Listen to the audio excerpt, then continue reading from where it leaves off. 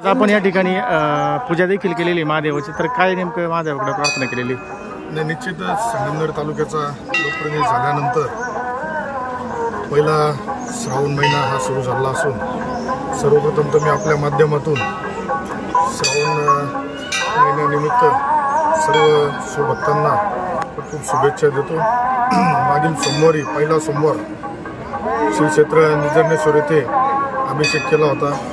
आज आपल्या श्री क्षेत्र खांडेश्वर येथे पूजा करून महादेवाच्या चरणी आपल्या संगमनेर तालुक्यातील सर्वांना सुख समृद्धी आरोग्य चांगलं लाभो अशी प्रार्थना केली। माझा बळीराजा शेतकरी सुखी राहिला पाहिजे, पाऊस चांगला पडला पाहिजे आणि जी संधी या तालुक्यातील मायबाप जनतेने मला दिली आहे ती पूर्ण करण्यासाठी लोकांच्या ज्या आकांक्षा इच्छा आहेत, गेल्या 40 वर्षापासून लोक ज्या पद्धतीने पिसले होते, जो विकास थांबला होता, ज्या पद्धतीने दहशत दादागिरी वाढली होती, ज्याला थोपवण्याचं काम, त्यासाठी मला शक्ती मिळो अशी मी प्रार्थना श्री क्षेत्र खांडेश्वर देवस्थान येथे केली आहे। काल भोजापूरच्या चारी संदर्भात माजी आमदार बाळासाहेब थोरात यांच्या विविध बातम्या प्रसारित झाल्या की त्यामध्ये चारीच नसती तर पाणी कसं आणलं असते, असा सवाल तुम्हाला केलेला आहे। त्याबद्दल याचा आत्मपरीक्षण करण्याची संधी जनतेने त्यांना दिलेली आहे।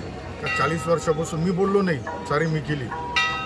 महायुती सरकारच्या माध्यमातून वेळोवेळी जो निधी आला आहे किंवा यापूर्वी कुणी कोणाच्या घरातून दिलेला निधी नव्हता तो, आणि जर 40 वर्षापासून तुम्ही सांगताय तर मग भोजापूर पुरचारीचं काम का पूर्ण झालं नाही, त्याचे ठेकेदार कोण होते याचं सुद्धा तुम्ही जनतेसमोर यादी जाहीर केली पाहिजे। आम्ही सांगतोय कारण आमदार राधाकृष्ण विखे पाटील साहेब जे यापूर्वी महसूल मंत्री आता जलसंपदा मंत्री आहेत, महसूल मंत्री असतानाच मार्च 2024 मध्ये आम्ही तिथे भूमिपूजन करून ज्या चाऱ्या यापूर्वी नाममात्र बिलं काढण्यापुरत्या ठेकेदार पोचण्यापुरत्या झाल्या होत्या त्या चाऱ्यांना 2.5 कोटी रुपये देऊन पुन्हा त्याचं काम करून आज पाणी आलंय तिथं। आम्ही म्हटलो नाही, पाऊस यापूर्वी बी होत होता, आजही झाला आणि भोजापूर चारी याच वर्षी ओव्हरफ्लो झाली नाही, ती दरवर्षी होती। परंतु यापूर्वी अधिकारी ज्यावेळेस खाजगीच सांगताय का आमच्यावरती दबाव होता, तर पाणी न मिळण्यासाठी दबाव टाकणारे लोकप्रतिनिधी या तालुक्याला लाभले होते का यापूर्वी, हा एक मला त्यानिमित्ताने प्रश्न। आणि आता सत्ता गेल्यानंतर वैफल्यातून बरेचसे विधाने येतील,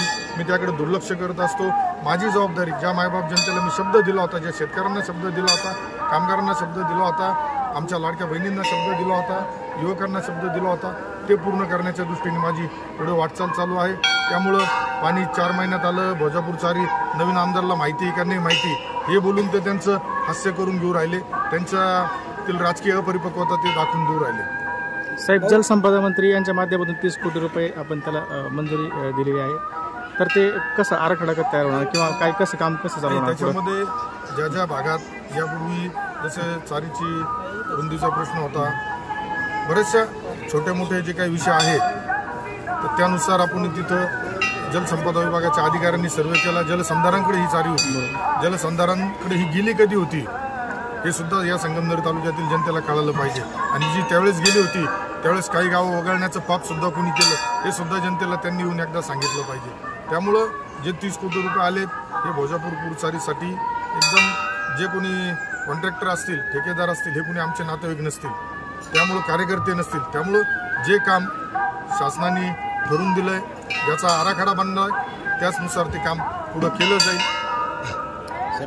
करेचा प्रकल्प ते पण बोलता आम्ही चांगलं लागेल। तुम्ही काही नाही आणले या तालुक्यात, तुम्ही या तालुक्याच्या जनतेला गेले 40 वर्षापासून काय दिलं काय नाही दिलं म्हणून तर जनतेने तुम्हाला यावर्षी घरी बसवलं, आणि असं काय 2-5 हजार मतांनी बसवलं, 10,000 मतांनी बसवलं। त्यामुळं त्यांनी आत्मपरीक्षण केलं पाहिजे। प्रत्येक गोष्ट मी केली म्हणण्यापेक्षा कुठंतरी सरकार कोणाचं होतं, ही योजना जी आहे मुख्यमंत्री देवेंद्र फडणवीस साहेब यांच्या प्रयत्नाने आज फक्त संगमनेरमध्ये नाही, ही महाराष्ट्रात राबवल्या जाते। त्यामुळे हे यांनी म्हणणं हे हास्यास्पद। मग इतके वर्ष काय केलं तुम्ही? भोजापूर चारी असेल, विजेच्या बाबतीत असेल, इतके वर्ष तुम्ही काय केलं याचं उत्तर द्या ना जनतेला। जर तुम्ही केलं होतं तर जनतेने तुम्हाला घरी का बसवलं हे बी कुठंतरी तुम्ही त्याचं आत्मपरीक्षण केलं पाहिजे।